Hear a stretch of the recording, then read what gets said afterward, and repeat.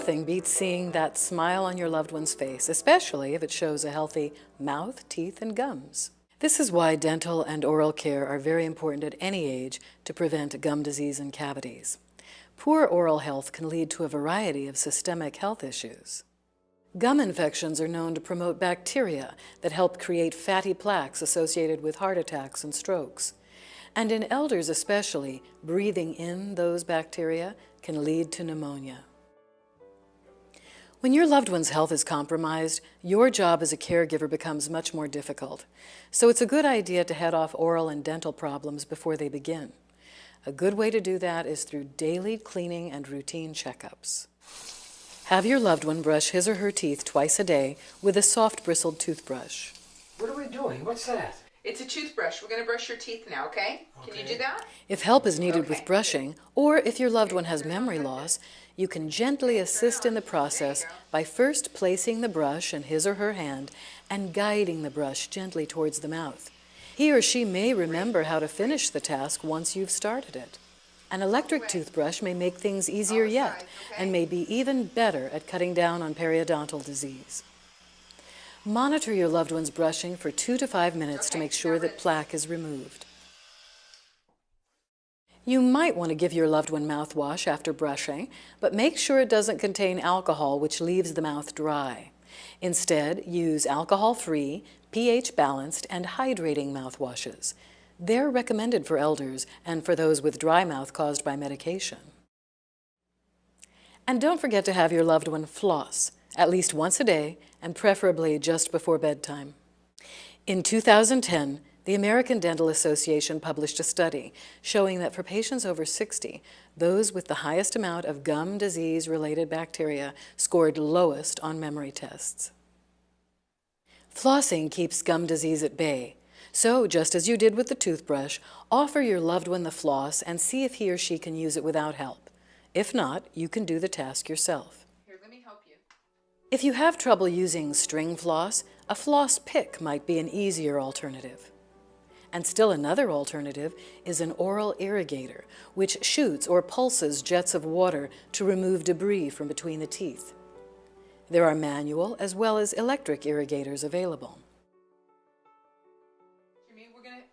If your loved one doesn't brush or floss after each meal or snack, it's important to get him or her to at least rinse. Offer a cup or bottle of water for rinsing out over a sink or emesis basin.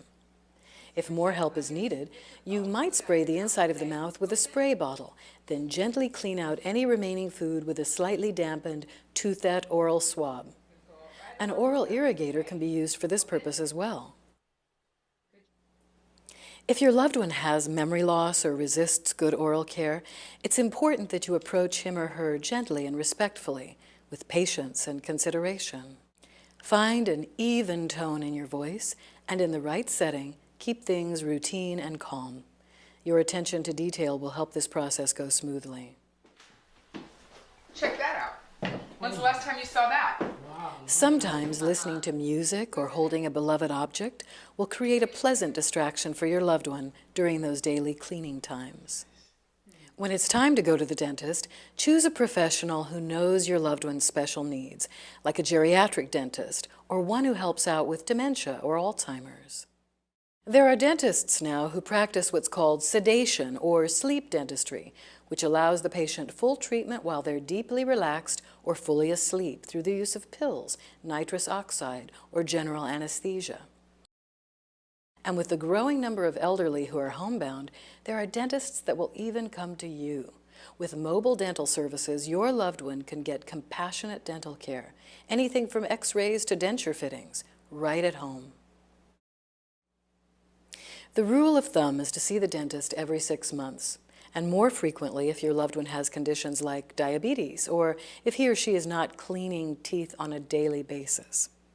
Rather than pulling teeth, dentists today will try to preserve them. If teeth do need to be pulled, however, your loved one's nutritional choices and overall health could be affected. Whether your loved one has real teeth or wears dentures, if he or she can't eat in the usual way or has pain when chewing, most likely he or she is not getting all the nutrients needed for optimum health. Dentures have to fit just right, or high-fiber foods like vegetables or fruit will be put aside because your loved one can't chew them comfortably. Just like real teeth, dentures can also accumulate plaque, so they should be brushed daily and should not be worn to bed.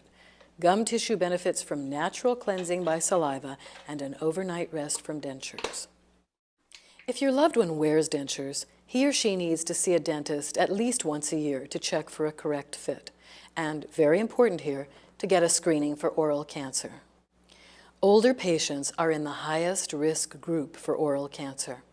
More die of it than cervical and skin cancers combined. A screening and early detection could easily reduce the mortality rate if only people knew about it. Remind your dentist if he doesn't recommend a screening for your loved one. Can you take that for me?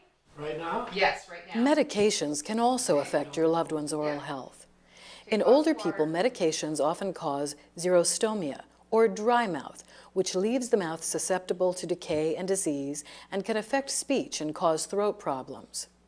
Your loved one's dentist may suggest brushing with a baking soda toothpaste, keeping the mouth moist with a saliva substitute, or using xylitol products which stimulate saliva production. So if you like to see that nice smile on your loved one's face, help it along by paying attention to his or her oral health on a regular basis. Your loved one's comfort and well-being will be enhanced, and your caregiving journey will be a happier one.